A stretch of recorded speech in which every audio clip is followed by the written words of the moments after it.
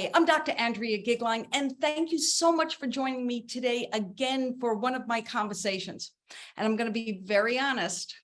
If there's ever a time that I have become a fangirl, it has happened with the guest I have the honor of speaking with today, Dr. DeRionne Pollard, who is the Nevada State College president.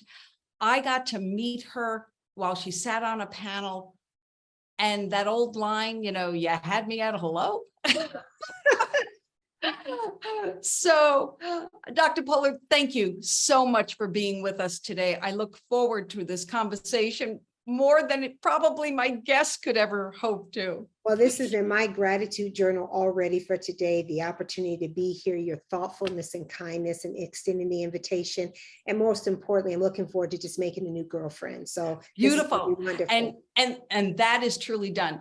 So normally in these conversations, I will have my guest introduce themselves. So one, I don't have to fumble over names or things like that, but I've got to say that there was a part of your bio that encapsulated who you are as a human being, where you came from, and what your vision is, that so captured my heart that I'd like the honor of doing this. Thank you.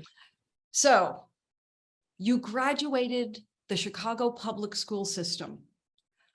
You used the safety net of food stamps and family assistance. Mm-hmm. You are married to a glorious woman for the last 30 years and have a boy child, teenage boy child for all of us. Right. There is a difference, right? Yes. Yeah. You're a first generation college completer, and with a PhD, you did a whole bunch of completing. Mm. And then this is the part that I want to actually almost read, because it's what really touched my heart and what you brought to my community at this point. All of these things that I just said have made you an advocate and a warrior for the access to equitable, life-transforming education for all that seek to improve their lives and the communities in which they live.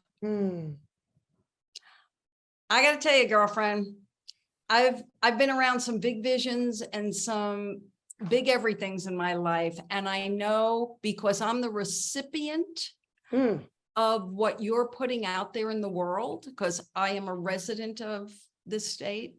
Yes. And a very proud one. I got married in this state in '79 and have been associated with it since. Right.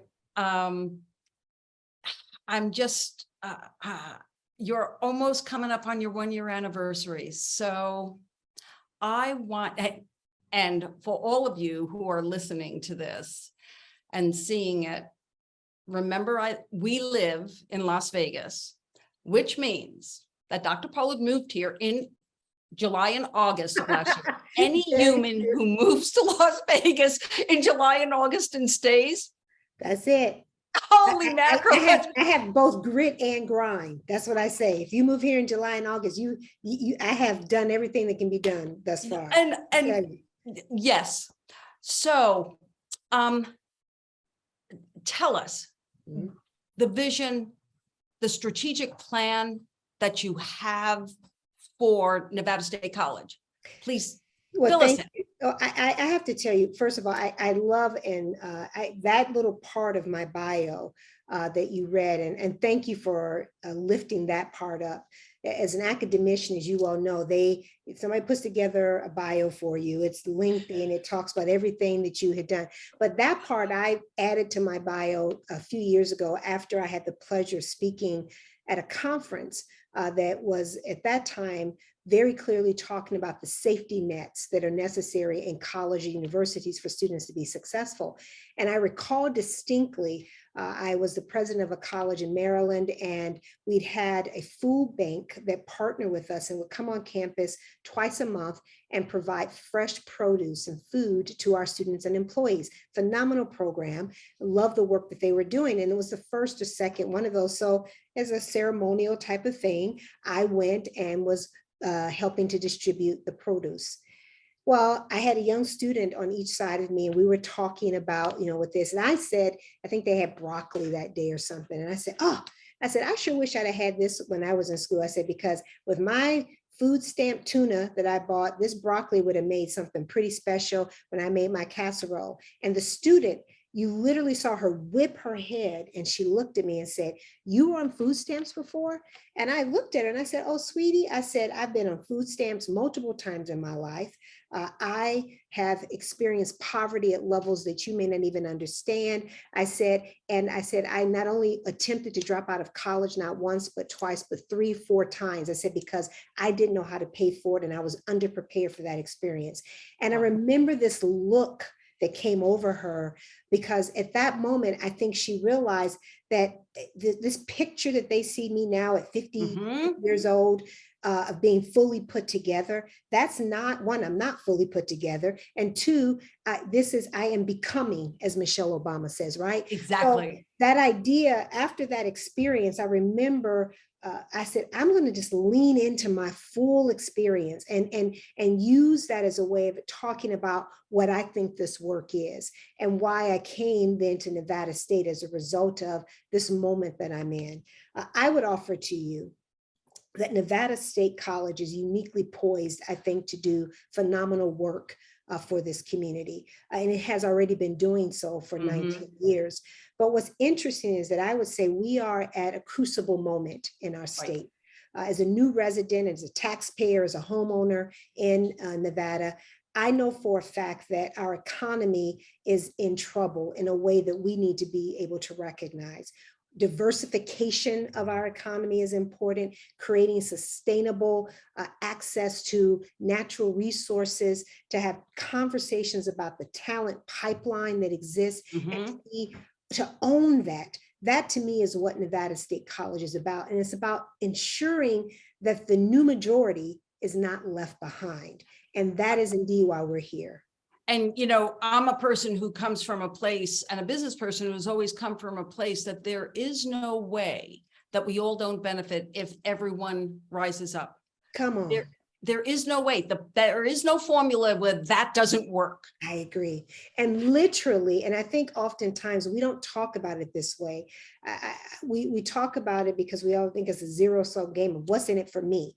Right. The reality is that most of us, most Americans, want to live in strong, healthy communities. And the literature and data tells us that if you are living in a well-educated community, there are several things that happen. You have less crime, you have greater voter engagement, you have less dependence on public resources. Oh, you have healthier communities as well. So we know all of these things are a byproduct of living in a well-educated community. I don't have to have the social justice philosophy that DeRionne may have about what that means for communities. But what I do know is that I, in a selfish way, want to say, I want to live in a place where I'm healthier, safer, and that I feel as a community, they're more deeply engaged in it. For a lot of my life, I came from a low middle income neighborhood in Queens, New York. And I remembered when I first left, and people were assigning things to race that I was assigning to poverty. Right. Because I used to say, paint any color on a person and who has to live like that. I'm sorry, this is not, because my work is in values, the human characteristics of strengths. Those don't have a color. They may be environmentally flexed, but the studies are across 5,000 years of humans, and it doesn't differentiate that way. So I had a different perspective, and one that leans totally in the same direction as what you're saying. And as a person who lives in this community, one of the things I'm the proudest of is we have been evolving to, over the 40 years that I've been involved in this state, to a very, we're going to be the microcosm of what the United States looks like. Yes. So I want us to do it the best. I agree. Education. I think you're right on. I don't ignore the implications historically of this country of what race has been like. We know that as a country we started at a deficit in this space, and we are You still betcha. working to overcome that. But what I also believe is what I think my introduction also speaks to that you're picking up on. I've always believed in living in the intersections. So, I identify obviously as a Black woman who's in a same-sex relationship, parenting a glorious boy, having grown up in poverty, who is now all of a sudden reached middle age and wonder when that happened, right? So Correct. there are all these intersections that I abide in. And as a result of that, though, I do believe there are some master narratives that do define how one experiences this life that we live in. And as you're describing, for me, while race is a significant factor in it, there's also the issue of poverty and economics. There's the issue of ability, the issue of gender. So all of these things work together. You don't get to separate them. I don't get to walk in one day and say, oh, I'm going to show up this way. Because when I show up this way, this is all of me. I don't know how to leave some of it behind. So I appreciate the point you're making, is that we have to, and in this region, we are gloriously diverse. This notion of minority and the majority and how this works together. If we don't get this right here, if we aren't willing to be bold and courageous and vulnerable about how we talk about these issues and bring them from the private spaces into the public square and have us all negotiate some conversations, we're going to be worse. We're not going to be able to be well served as a community. So I completely agree with you on that. You have touched on economics in a number of ways. Sure. And in starting in your vision, you identified that the economy of Nevada is particularly vulnerable. And as your vision for what you're doing at Nevada State College, how are you helping that vulnerability? What does that look like? Yeah, I think part of what we do is, maybe I say, a threefold approach. One is that we try to be very deliberate about the culture here that our students experience, that they know when they walk into this door that we're rooting for their success, but more importantly, we were designed for their success. So we have exceptional teaching. We are the state's teaching university, and we abide in that. We don't want to be a R1. We don't want to be a community college. We are a teaching institution where our faculty come here. So you will have exceptional teaching, that we will have robust support services, because we recognize that today's college student, there's a trope that people have in their mind about what it means to be a college student. And if you listen to any number of ABC mainstream television shows or news media outlets, they'll tell you who's in college. That's not actually who's in college. The folks who are in college are the ones who look like my students. They're working adults, they're immigrants, they're dreamers, they're first generation college students. They're folks whose lives are trying to recreate themselves after many different setbacks. Many of them are 18 years old and nobody told them what it was like to go to college. So they're a part of this reality. So, we say when you come here, we're going to have support services to meet you where you are. That's important. And then we're going to have partnerships that allow us to say, if this isn't our distinctive competency, we're going to help connect you with somebody who can help support you in this space. So I think one, in terms of what we do in terms of culture here and our deliverable, is incomparable. And it's a pride, profound pride I have about it. Secondly, what I think we do is that we offer programs of study that lead people for economic mobility, that say, how do I become an active member of the middle class? A baccalaureate degree is supposed to give you entry into the middle class.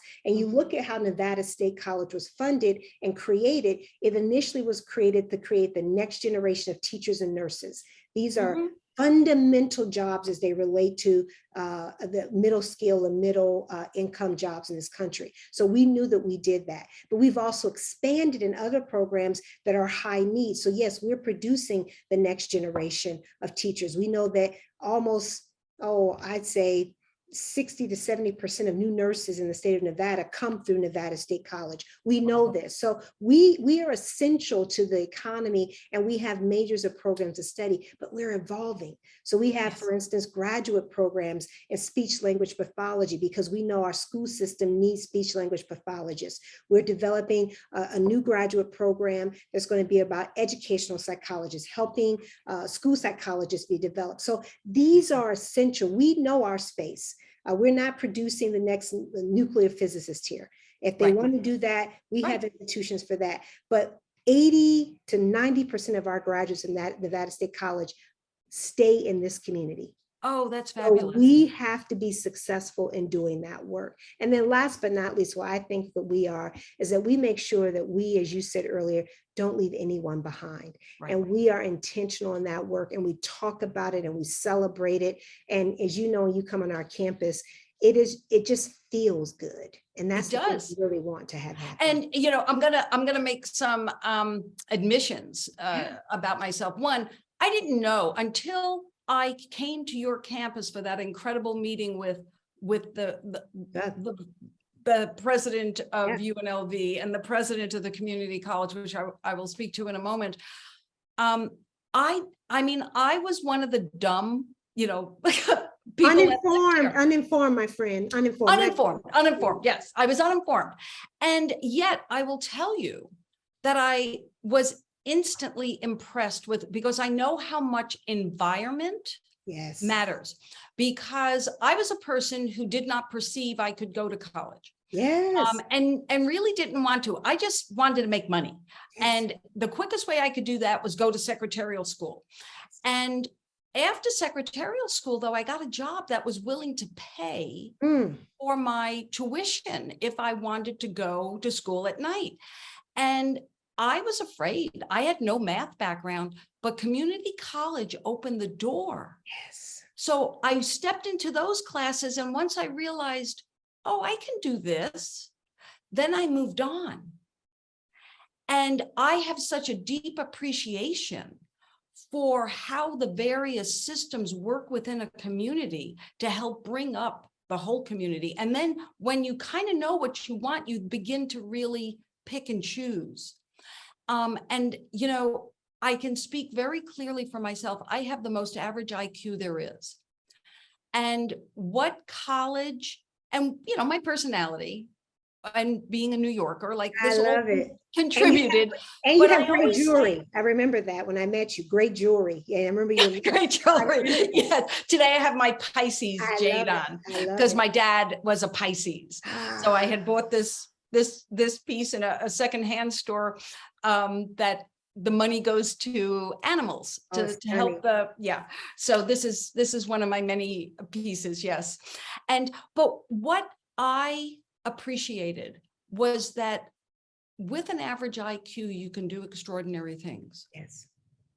And with education, you get the confidence to do those things. Mhm. And I believe that's what you're doing to because Nevada has been historically, I've been here long enough where, you know, when they were trying to bring in MBA programs from UCLA, and I was like, I'm going to take you around to the executives, but let me tell you something, they're going to tell you they don't need MBAs. You know, like we had a culture, a state culture that did not respect. And I grew up in that environment. I am also first generation Right. of college graduates. Now I had 60 cousins, so there was a bunch of us, Sure. and I was towards the tail end of the troop, but it was just something that wasn't as common until our cousins started going to college. Right. And that entire way of being in a community, you get the feel of how important not that my education was necessarily, and this is the one thing that you do specifically, you're training teachers, you're training nurses, you're training our workforce to live and rise in the middle and upper middle of this country. That's a pretty extraordinary thing. I had to accept my education may not get me that, but what it gave me was confidence that I didn't have not having it. Mm-hmm, mm-hmm, mm-hmm. And the value of confidence cannot be confidence grounded in something, not just confidence. And skill, confidence grounded in skill, right? And Yes. experience and knowledge. And I think, which is again, the purpose of state colleges and universities when they were created. They were created with this idea of building the middle class. They were intended to be accessible, locally based, to respond to the economy of a particular community, and more importantly, to really help as you're ensuring access and mobility. We want to be able to say that if you bring your hard work, you bring your access, you accept our access invitation, that you will actively be able to pursue your part of the American dream. And I love hearing that your entry point into higher education in this country is through community college. I spent my first 25 years in higher education and community colleges, is because this is probably the most distinctive of all American higher education, because it was created with this idea of meeting the immediate needs of a locally based community and helping people have accessible education and transition to where they need to go. That is an American story about community colleges. And I would say that state college universities such as Nevada State have this very similar mission. And we are indeed, I think, the institutions that are essential to the middle class. So I think your point is so well taken. And it is the story of so many people who said, you know what, I want to continue to live in Las Vegas, Henderson, Summerlin, wherever around in here. And at the same time, know that I can make a better life for me and myself. But part of that is changing, as you said, the cultural expectations of our community. Right. In here years, you all said, if I hear one more time that all you need is a high school diploma, you can go get a job on the strip making, $60,000, $70,000 a year. And I'll say, yeah, but those jobs don't exist anymore. And the reality about it is, it's sustainable for the future. And how do we begin to think about a knowledge economy? We're no longer in a goods and services or even experience economy. We're now in a high-tech knowledge economy. And if we don't want Nevada to be left behind, we're going to have to, everybody's talking about diversifying. We've got to be prepared to say that, yeah, I have to be in a place where I can not only recruit the best businesses here, but when they come, they say, oh, there's a talent pipeline that I'm going to be able to produce the services, skills, whatever I'm going to do, the product. And right now, one of the things we're seeing over and over again is that many companies are saying, yeah, I like the economic environment you have here. I like the business policies that you have in the state, but I'm concerned about the talent, because I'm not seeing the pipeline through K-12 and into degrees that lead to the work that we need. Well, I'm going to support you on your argument about those 100,000, because that's been the standard line in this community. My husband was a casino executive. I've been deeply entrenched in that industry for a long time. And I will tell you that just Saturday night, I was at one of our most gorgeous hotels, the Wynn, and I valeted my car. When I came out of valet, I self-serviced my ticket into a machine. There was no longer a person in the booth. There was no longer anything there. And I then waited for my car to come up. And I was guesstimating, having been in that same valet position X amount of times in the years I've been here. I've got to say, I counted about 5 jobs that were no longer in existence. Wow. 5 jobs, because I know what that used to feel like in that space. So yeah, they've got runners. So it is different. Plus I paid $30 for that parking. Right, because you used to didn't have to pay before. So a lot of people say, oh, I'm not going to valet, I'll self-park at the garage. Or more importantly, now a lot of people are Ubering and lifting there because they say, oh, you know what, if I'm going to have to pay for parking, I might as well pay to get here. Yes, you're right. Our service industry, although it is not as vulnerable as many, because people, I love someone to take my order and things like that. There are many, many points where jobs are being eliminated, and where other jobs, like the stat in our newspaper, how many substitute teachers were like 20 to 40% behind the amount of substitute teachers we need. And that's where you come in. And, I've already, gone over my time, but there is one important question, and you alluded to it very briefly at the beginning of our conversation. You don't succeed the way you have and see the vision that you have without taking care of yourself. And so I want to specifically speak to, what do you do for your self-care? You mentioned a gratitude journal. Will you give us some hints? Yeah, I really love this question that you asked, because I think it's something that we don't ask, particularly women, enough. Mhm. I'll tell a little story to tell you this. Maybe 10, 11 years ago, my wife and my son both got strep. And we had shared a doctor, and the doctor said, tell Robin, hey, tell DeRionne she needs to come in. I want to make sure she didn't have strep as well. So I go in to take the strep test. I didn't have strep, but while I'm there, they checked my blood pressure. My blood pressure was probably 200 something over 110. It was high. And my doctor kind of said, what's going on? She said, how do you feel? I said, I feel a little down and kind of have labor. I said, but it's stressful right now. A lot of stuff going on at work. And I just kind of dismissed it. She said, and this was a Monday or Tuesday. She said, okay, I want you to take it easy over the rest of the week and come back on Friday. I'm going to do it again. I came back on Friday. She checked my blood pressure again. It was still up there. She said, so you're in stroke range. She said, and here's what she said, because she said, you're too smart for this. She said, we need to figure out a solution, because she said, now I want you to start practicing a lifestyle change. She kind of came up with the 5 S's. And I don't remember all the S's, but she said one of them was you need to have more sex. And what she recognizes that sex was about the intimacy of having outside of your work. She said, you need to sweat more. She said, DeRionne, you are in a job where you get paid to solve problems and think. And what are you doing? You're sitting at your desk all day doing that. You're not getting up and sweating. She talked about need to have more social circles. She said, what are you doing outside of work to really balance the life?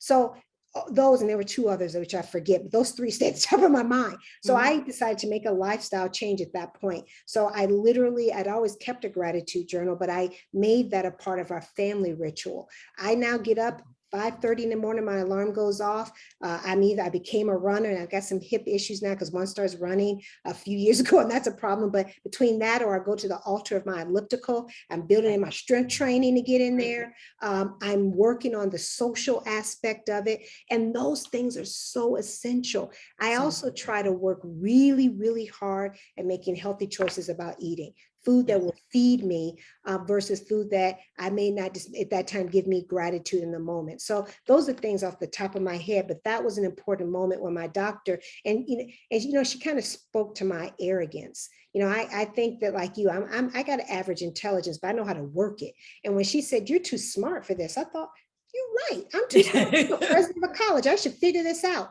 So I had to sit down and figure it out. Well, thank you so much for being so honest about that, because that is the core of my work. Is actually the very first steps is, and I would probably suspect one of the S's was silence. Build a little silence into your day. Yes. And it is so critical that men, women, all people understand that when how you start your day becomes your day. And you have added to that treasure chest of what it is to do. So, as I've said, I've overstepped my bounds, and I've got to let you go. But Dr. DeRionne Pollard, thank you from the bottom of my heart, not only for being here, but for the work that you're doing in our community. Thank you for the invitation. And I look forward to us having more conversations together in the future. Beautiful. Thank you. Take care.